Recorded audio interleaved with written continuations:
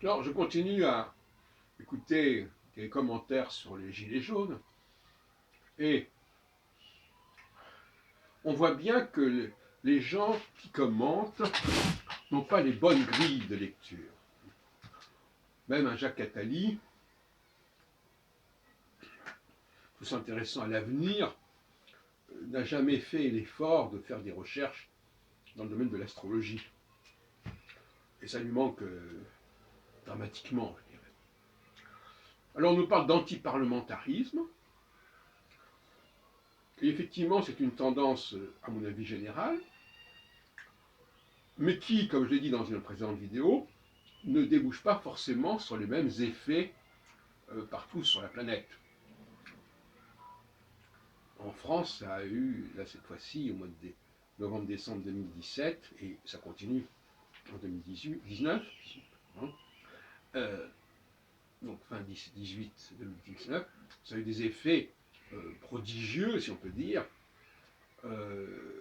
alors qu'ailleurs, les mêmes causes n'auront pas produit les mêmes effets, si on en reste aux causes astrologiques. À savoir le cas de Jupiter qui est éclipsé par sa conjonction avec Antares et qui, par conséquent, fait que les valeurs jupitériennes disparaissent en quelque sorte de la conscience collective. Donc on ne comprend même pas à quoi ça sert Jupiter, on ne comprend même pas à quoi servent les représentants, voilà. Et donc finalement il y a un refus de la dualité, parce que quelque part Jupiter, et a fortiori Saturne, mais pour des raisons différentes, introduit la dualité, la conscience de la dualité. Je comprends qu'il y a là, il y a le peuple, et puis il y a une autorité oligarchique, si on veut. Bon, tout le moment où Jupiter disparaît, il y a un déséquilibre qui se constitue, qui émerge. Et c'est ce qu'on voit. Alors avec des effets, comme j'ai dit, extrêmement divers. Alors, on continue à penser que le processus se poursuivra jusqu'à ce qu'il ait abouti. C'est-à-dire jusqu'à ce que ces finalités aient été atteintes et satisfaites d'une manière ou d'une autre. C'est une erreur de raisonnement. Est-ce que, par exemple, l'hiver se termine en raison des activités humaines, ou est-ce que c'est les activités humaines qui évoluent avec le cycle des saisons? Est-ce que le mandat de tel et tel président se termine lorsque le président a terminé ceci ou cela? Pas du tout. C'est parce que c'est terminé à l'avance, c'est une horloge. Donc finalement, bien que nous vivions dans un monde où effectivement beaucoup de choses se terminent parce que c'est le terme de la chose, y compris le fait de prendre sa retraite, on continue à penser, on continue à utiliser une autre grille qui est celle de ah mais ça se terminera quand ça se terminera. C'est-à-dire ça se terminera quand le processus engagé aura atteint sa maturité ou sa finalité. Donc là, il y a deux lectures qui se croisent, qui cohabitent, et ça c'est fâcheux.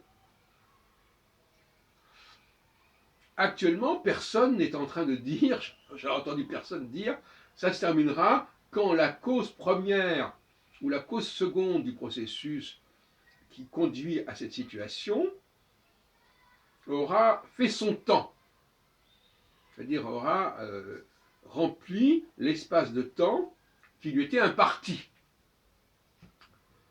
Non, on continue à dire ah ben ça se terminera, comment est-ce que ça va se terminer, qu'est-ce qu'il faut faire pour que ça se termine? Là, je répondrai stupidement, il n'y a qu'à attendre, car toute phase a un temps limité et elle ne peut pas durer au-delà de ce temps limité. Mais répondre comme cela, gagner du temps, par exemple, je pense notamment à la question du référendum. Bon. Si les gens avaient conscience, les gens, notamment les acteurs politiques, avaient conscience que c'était une question de temps, et que de toute façon, au-delà d'une certaine limite de temps, le problème serait résolu d'une manière ou d'une autre. Au lieu de cela, on va faire des actions pour que ça se termine.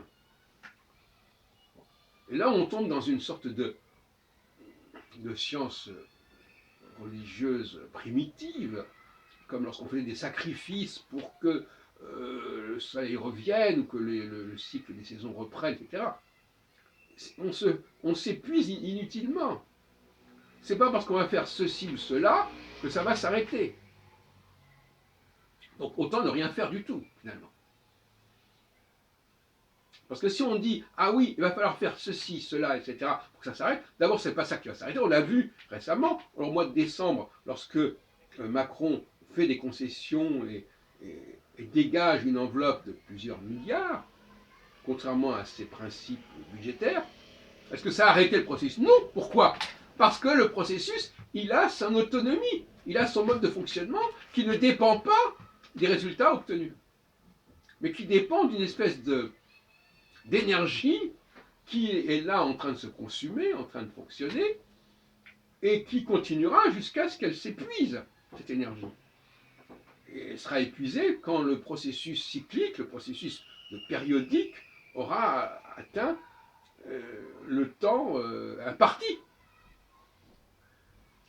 Donc si on est conscient que c'est le temps imparti qui va continuer à fonctionner, et que tant que ce temps imparti n'est pas achevé, n'est pas épuisé, ben ça continuera, il est vain de vouloir intervenir pour que ça se termine.